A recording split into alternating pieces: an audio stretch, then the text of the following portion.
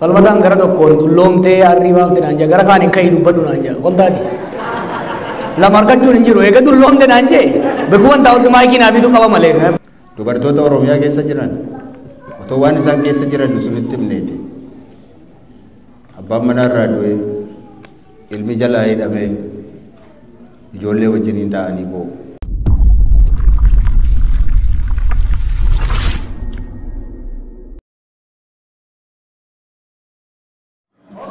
Arabian punya semua darahnya diriksa hidupmu Dr. Khalil Jawad Muhammad Opo Bakala Garba Jawad Muhammad Opo Bakala Garba Baganagan turun tadi Makala Eastern Texas. Thank you, welcome to Eastern Texas. Baganagan turun tadi semua darahnya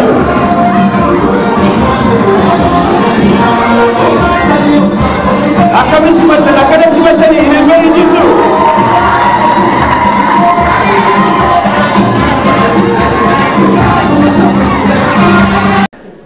Akka booltan falmataan gara tokkoon dulloomtee harrii baafte naan jaa gara kaan hin ka'ii dubbadhu naan jaa qoltaati lama argachuun hin jiru eega dulloomte naan jee beekuwan taa'utti maayikii naa bituu qaba malee akkasii miree.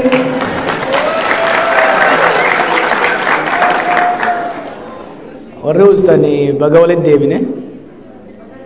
gaafa dubbii eegallu san nama xiqqaa ture as lakkoofsaan garii paaltook irra wal beeynan falmataan zabana paaltook hin jiru na fakkaate boodarra dhufe dhaloota zabana feesbuukiin jira falmataan fiixaa mootii faat ture fiixaan zabana sun warra fiixaan qaccaruma akka kiyyaati paaltook irraa eegale. Hedduudha Abdul Muhammad Jimmaa hundi gaa dhugoo way baak amma imala goonuu kana keessatti yeroo tokko tokko waaniin tereena fudhee hunduu badee jiru naaf fakkaata beeyta. We went through a lot bikka haalli amma keessa jirru fi haalli irraa eegalle probably waggaa 10 dura xiqqoo wallatti fakkaata. Baroo sanis yeroo Oromoon hedduu gadda keessa ture yeroo jaarmeewwanni keenya laamshaan yeroo abdii kutannaan collective self esteem itti ture cirraa kaanee dhagaa kan osoo dhiibnu osoo waliin dhiibnu osoo wal jajjabeessinu haga tokko deemnee turre har'a waggaa galatoomaa jechuudhaaf isin bira dhufnu bahuu keenyaan nutis gammannee isinis kan gammaddan ta'us garuu gammachuudhaan walitti dhufne yoo jenne if kijibuudha taati gammachuudhaan walitti hin dhufne nutis oduu gammachuu biyya irraa finnee hin dhufne isinis nu harkuu keessanitti akka nu baanuuf qabsooftanii bahuu keenyanitti yoo gammaddanis kumaatamaan mana hidhaa keessatti waan hafeef kumaatamaan qeesaataa irraa baqatee yeroo jirutti kumaatamaan namni dhumaa yeroo jiru keessatti waan waliin dhufneef waltajjiin tun waltajjii gammachuuti jechuu hin dandeenyu. Gammachuu caalaa gaddatu irra miizaana kaasaa jechuudha. Wanni isin hin beeyne tanu isinitti himumaan jirtu.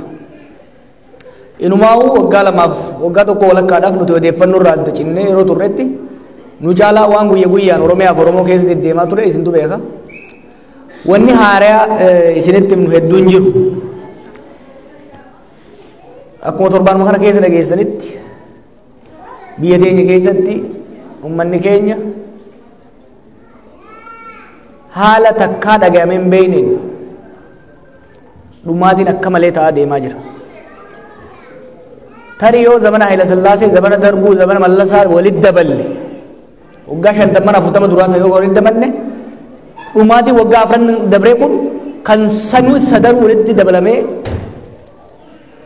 caala jechuudha. Dhaabbachaattis hin jiru. Oromoo qofaa mika dhumaa jiru. Oromoon dhumaa jira. Gumuz Nudaran dhumaa jira. Qimaanti dhumaa jira. Tigreen dhumaa ture. Amaarri dhumaa jira. Namni biyya keenya bifa hedduu nama gaddisiisuun kumaatamaan dhumaa jira. Miliyoonotaan ji'a biraa dura nama miliyoona 5 fi tuqaa tokko buqqa'ee ture. Erga nu biyyaa baane immoo probably 100,000 buqqa'ee jira jechuudha. Kanaaf haala hedduu ulfaataa, haala hedduu sodaachisa namni biyya sanii ta'ee biyya alaasaa jiraatu biyya keessa boru maaltu dhalataan gaafii guddaadha jechuudha. Boroo maal dhageenya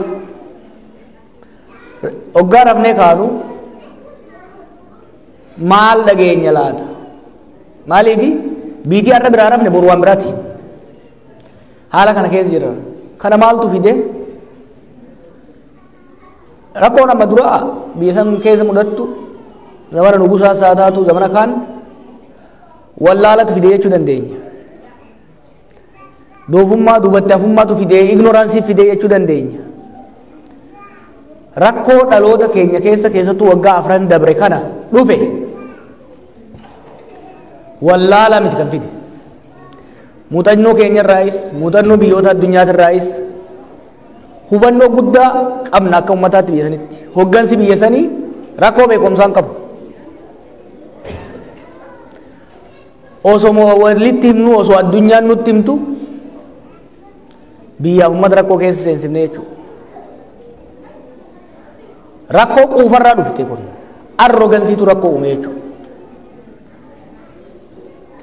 2018 qabsoo qeerroo fi qarreetiin waggaa jijjiiramne dhufu ummanni biyya keenya abdii guddaa horate. Addunyaan abdii guddaa nurratti horatte. Ummanni biyya keenya tarii amma carraa argame kanaan rakkoolee amma dura uumamaa turan mariin furuun godaannisa haga ammaa sirnoonni adda addaa uumaa turan fayyisuun biyya haaraa, hariiroo haaraa, sirna dimokiraatawaa haaraa nuu fidanii wal jeequuf lolli dhaabbate nagaa fi tasgabbiin uumame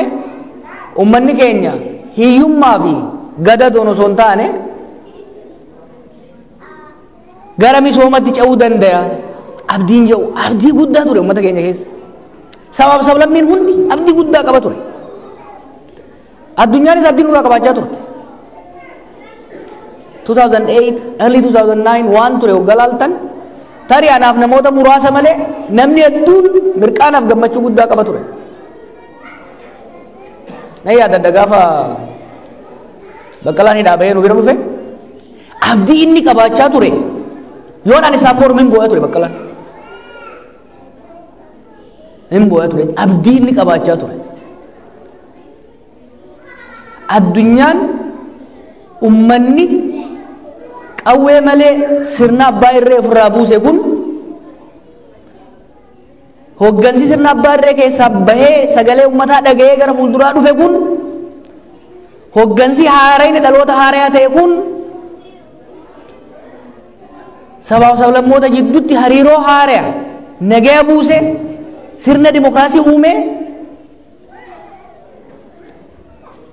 biyya Afrikaa keessattis taate biyyoota biraatiif moodeelii ta'uu dandeessu ni jaaran jedhanii abdataa ture jechuudha. Egaa namoonni baay'een isaaniiruu Jawaaris waan baay'ee isinitti dubbateera. Ani siree bakko xiqqooma si waa isinitti dubbachuun barbaada. Magaalaa kana yeroo seenne har'a akkaataatti isin nu simattan gaafa argu baay'een ajaa'ibsiifadha. An community hagamiitiin se'e baay'ee guddaa baay'ee namni hedduun maaliif baasiin itti bahee qindeessuudhaaf yeroo inni fudhatee humna inni fudhate gaafa ni ilaalu community guddaa natti fakkaatee ture. Garuu haga kan amma kana taatanii simannaa akkasii nu gochuun keessan jabina keessan nutti agarsiisa. Eenyummaa keessan nutti agarsiisa. Ulfina isin nu qabdan akkam fudhadhutti ulfina isinirra nuu kennitan anaaf Jawaariif qofa miti. Kan gatii baase nu duwwaa miti. Nuyi warra carraa qabuudha. Warra carraa qabuudha malee kan Jawaar caalaas ana caalaas qabsaa'ee kan lubbuu isaatti wareege beekatu jira. Kana immoo mana hidhaa keessa jiru kan qabeenya isaatti dhabe kan maatii isaatti dhabe meeqatu jira garuu nuyi warra carraa qabu waan taaneef rabbi bakka kana ulfinaatiin nu dhaabe waaqayyoof galanna ta'u isinis immoo dandeettiin keenya hundumaa caalees miti yookaan gatiin nuyi baafne hundumaa caalee miti jechuudhumaaf isinis ulfinni keessan guddaadha maaliif yeroo nu hidhaa turre yeroo hundumaa hiriiras baatanii maalis gootanii hiikaa baluun hiikaa jecha akka turtan dhuma quba qabda yeroo nuyi nyaata laganne kan caalaatti miidhame isin akka ta'e hin beekaa namoota warra ala jirutu baay'eetti miidhame nuyi dhugaama saba dubbannee fi yeroo kutannee dhumatti seenne waan sana hin nyaannu uummanni keenya sabi keenya darara keessa jira rakkoo keessa jira asteenya uumaa gochuuf hin dandeenye rakkoo isaa hiikuuf hin dandeenye kaleessa dura dhaabbannee kana godhi jennee oofaa turre lubbuu baay'eetti wareegsifneerra waan baay'eetti gooneerra garuu har'a uumaa gochuu hin dandeenye kanaatiif akka hooggansaatti nama gara du'aatti gara qabsootti oofuu duwwaatu hin taane duutis akka jiru dura dhaabbatee du'a fudhachuu akka danda'u sin argisiifna jennee garaa kutanneeti kan du'atti seenne dhugaa dubbachuuf deebi'uuf hin barbaanne yookaan deebinee nyaachuu hin barbaanne guyyaa 39 yeroo teenye lammata deebinee hin nyaannan jenne maaliif hakiimonni nu bira taa'anii la har'a guyyaan tokko akkuma dabalaa deeme qaama keessan keessaa kanatti irrataa deema fayyaa keessan gara fuulduraa irratti kanatu dhiibbaa akkasiitu ga'aa deema sammuun keessan akkas ta'aa deema kaleen keessan onneen keessan akkas ta'aa deema lammata nama hin taatan utuu nuun jedhanii nama ta'uu hin barbaannu jiraachuus hin barbaannu jenneeti maaliif eega waa gochuu hin dandeenye maal godha hooggansi tokko yoo du'e iyyuu wayyuu gaafa sana gaafa nuyi nyaanne tariitii isin gammadanii bultan ta'a nuyi garuu akka nama saba isaa ganeetti akka sanatti of ilaalle maaliif dura buunee siiduu natti jechaa turre tu duunee uummata kanaaf gaarii ture jechuudha egaa yeroo sana isin immoo nu caalaa miidhamtan baay'een keessan kan nyaata nyaanne isin warraas jirtan dhiisaati saboonni biroon illee warri nu eegan illee poolisiin illee maalillee hakiimonni keenya illee nyaata nyaatuu jibban utuu nuyi al tokko nyaateen isaan ammas nyaatu boris nyaatu iftaanis in qaanaan booddee maal jennee nyaanna jedhan nyaata isa fudhatanii dhufan halkan nu bira bulan fayyuu hin dhiisan nyaachuullee dhiisan hamma kana ture hamma kana nu wajjiniin akka dhiphachaa turtan hin beekna maallaqaan nu biraa nafne maatii keenya gaafachuu nu biraa nafne har'a immoo kabaja akkasiitiin nu simachuudhaan nu biraa nafne kanaatiif galatoomaa isiniin jechuudhaaf iddoo kanatti argamne galatoomaa amma waa tokko immoo yaade akka sana konkolaataa filattanii maal gootanii waan meeqatti baastanii organizeeshinii sanaan yeroo isin simattanii utuu bilisummaa arganne tubbaa biyya keenyaa taane utuu uummanni keenya dhimma hidhaa keessa jiru sun utuu hundumtuu utuu ba'e biyyi keenya utuu biyya dimookiraatofte utuu taate biyya nagaa utuu taate gaafa sana jarri kuni akkamittiin simatu laataa jedhee tayyaadde gaafa sana akkam taala kan nama lamaaf akkas ta'e namoota irra kumaatamaan lakkaa'aman gaafa isaan mana hidhaatii ba'anii guutummaadhumatti biyyi sun biyya mana hidhaa ta'uunsee gaafa hafe gammachuun keessan akkam taalaata jedhee tayyaate waaqayyo garuu guyyaa sana nu agarsiisa gaaf tokko na argina jennee yaadna har'a namoota kumaatamaan lakkaa'aman dargaggoonni kaleessa fidanii namoota har'a aangoorra jiran aangoorratti ol baasan hidhaa keessa jiru baay'een isaanii hidhaa keessa jiru baay'een isaanii har'as sodaachaa jiru har'as baqachaa jiru kana ta'an seeni akka lakkoofsa awurooppaatti 75tti jijjiiramni gaafa dhufe abdii ture inni hin fudhatame isaan booda 91tti yeroo dhufe abdii ture inni sin bade 2018tti qabsoo meeqaan wareegamni meeqa kaffalame namoota waaqa beekan dargaggeeyyii warra hacuuccaa jala ture warra dhiibbaa ormaa jala ture warra rakkoo oromoo beeku warra rakkoo sabaaf sablammii biroollee warra beeku warra qajeelummaadhaan biyya kana hoogganuu danda'antu dhufe jennee gammanne akkuma sila jawaar dubbate yoonni wama tokko afaanii bahee waa'ee jara sanaa yoonni hamaa dubbate dhiisin jedhan ture anatu lolan ture abdii guddaan irraa qaban ture abdii guddaa ana duwwaatu hin taane abdii guddaa irra kaa'anne turre dhukkuba keenya barree turre sila maal jedhenni wanta tokko dhukkuba isaa hoo beekan qoricha sirrii hoo ajajaniif fayyina ta'aa jedhe dhukkuba isaa beennee turre gaafa sana biyya kana keessa walqixxummaan dhibuu isaati dhukkubi keenyaa jenneen biyya kana keessa aadaan saba isa tokko ol ka'ee afaan saba tokko ol ka'ee inni biraan immoo gadi bu'ee inni tokko saamame inni tokko immoo saamame olaantummaaf gadaantummaaf waan jiruudhaafi kun rakkoo keenyadhaa jennee rakkoo keenya gaafa sadda baafannee turre qoricha isaa immoo qoricha gaarii nuuf kennaa jennee warra nu itti kennine qoricha dogoggoraa yookaanis immoo qoricha waan sanaaf faallaa ta'e nuuf kennan rakkoo har'a keessa jiru keessa nu buusan gaafa sana lafa keenyarraa buqqifamnee hin saamamnee jenneeti kan hiriira baane qabsoon kan ture lafa keenya saamamnee waa'ee lafa saamamuu miti har'a isa keessa hin jiru gaafa sana waan biraan hin jiru lafuma nurraa fudhatame saamamne hin buqqaaneedha gaafa sana gaaffiin keenya har'a immoo buqqaaneeyyuu lafa jiraannu dhabne bakka jiraatu dhabe ijoolleen Oromoo warra yoo dhugaas dubbanne bakki baqatanii ni dhibe har'a hidhaanis dadhabee ajjeechaanis dadhabee garritti deeman dhibee rakkoo akkasii keessa jira gaafa sana buqqaaneeyyuu nagaadhaan jiraanna beelofneeyyuu nagaan jiraanna har'a buqqaaneeyyuu bakka jiraannu dhabne dargaggoonni yoo lama ta'anii dhaabbatan sadii ta'anii dhaabbatan hin jiru waan akkasii irra biyya keenya keessa adamfamanii akka bineensaatti adamfamu ijoollee Booranaatti ajjeefaman sana argitanii miti viidiyoo isaa argitanii ijoollee silaa'uu du'uuf ka'an ijoollee qoonqoon nuuf fixu kan rakkoon iyyuu fixu kan olii gadi baqannaa nu yaaddoon iyyuu kan silumaayyuu ajjeese qoreerra oofanii dhaqaniitu gatteessisaniitti qiyyaafatanii ajjeesan mana hidhaatu immoo fuudhamee ajjeefame immoo meeqatu jira konkolaataa irratti wannooti roobsanii rasaasatti roobsanii ajjeesan immoo meeqatu jira utuu obboleessi ilaalu utuu haati ilaaltu dudda duubatti hidhanii addabaabaayii irratti kan ajjeesan immoo jira haati mucaa sanaa gaafa sana achi jirti obboleessi mucaa sanaa achi jira gaafa sana kuni mootummaa nuyi mootummaa afaan keenya dubbatuudha jennee yaannu keessatti kan inni ta'e mootummaa Oromaa keessatti hin taane kun ta'ee hin beeku har'a kana keessa jirra waan wal dhusinu hin qabu hin hidhinaa nama wajjin hin dhagaan gaafa waraanni amma jalqabame kun waraanni otoo hin jalqabamin dura akka kaafaawatti waraana kanatti hin deeminaa jennee ibsa yeroo nuyi baafnu waa'ee managaa maaliif dubbattu jedhanii duula akkamiitu duratti duulama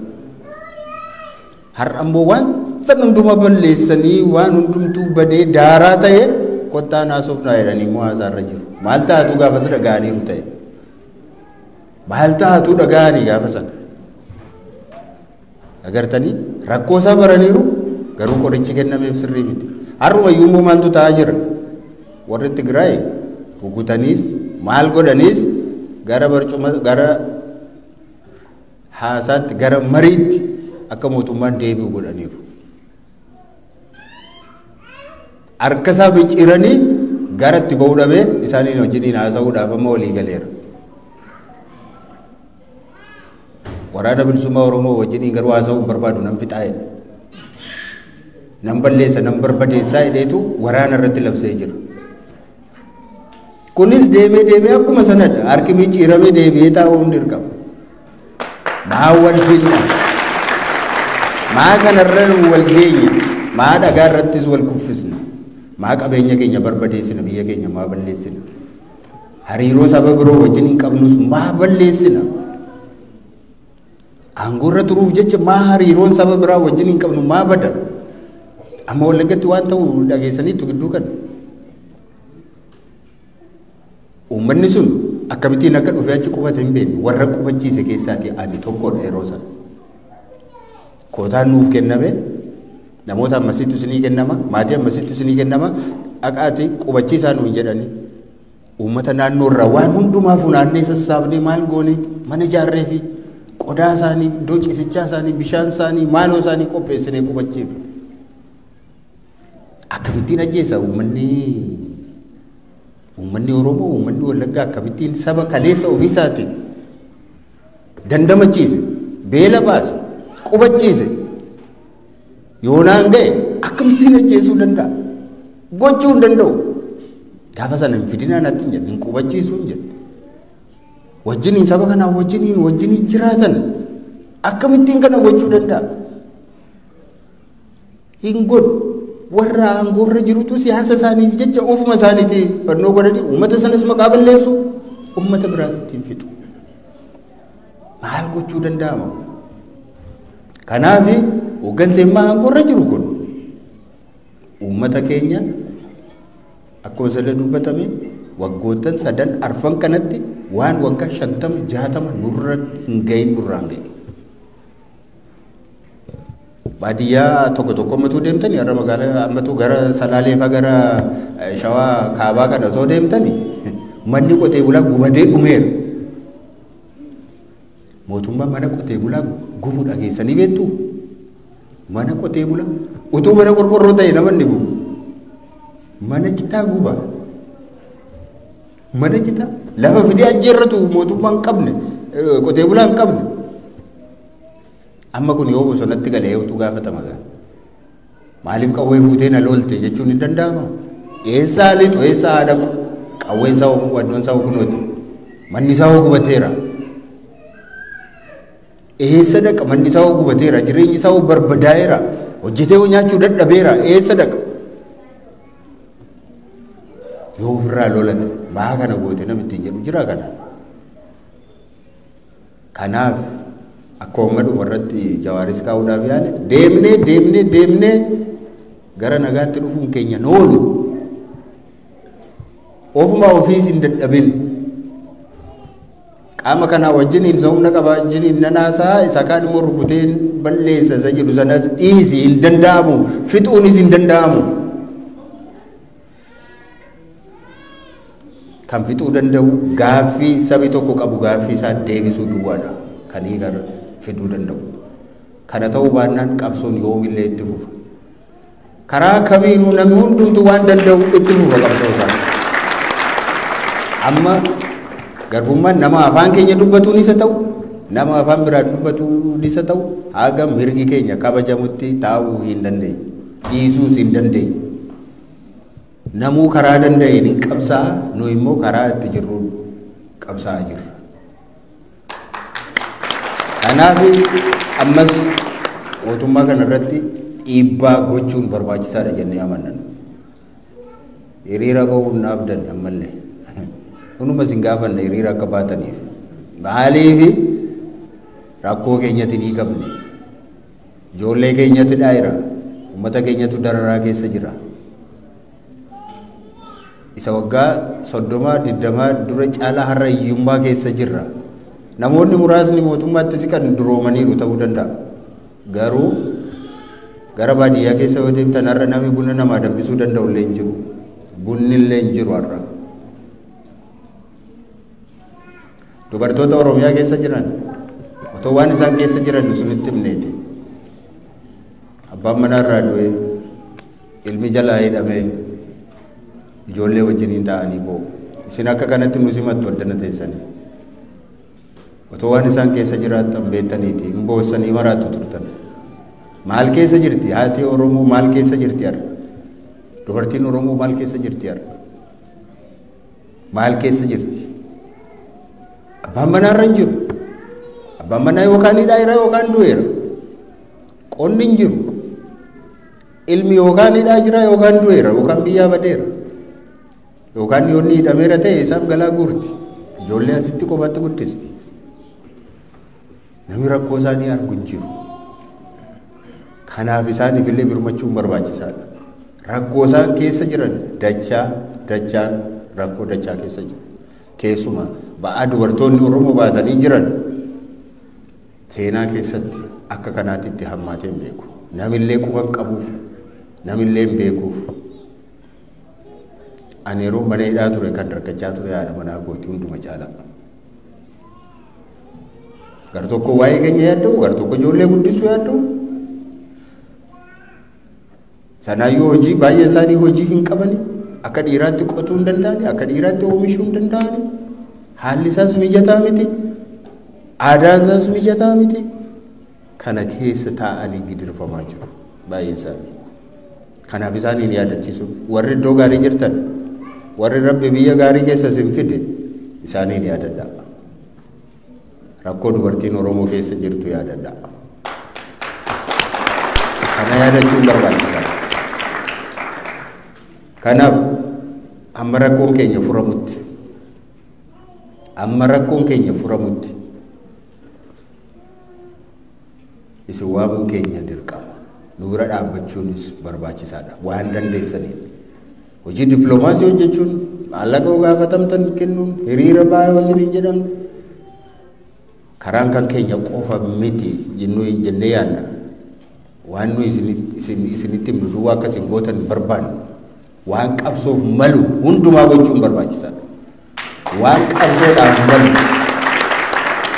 karaan tokko fakkeenyaatiif magaala kana keessa iddoo tokko baatanii bakka tokko deemuudhaaf yoo kaatan maal isheen GPS kanarra kaa'attanii kaatu miti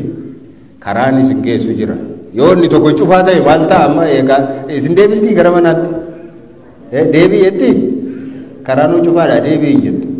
Garasiin immoo si fidde innis cufaadha taanaan immoo asiin gara biraatiin si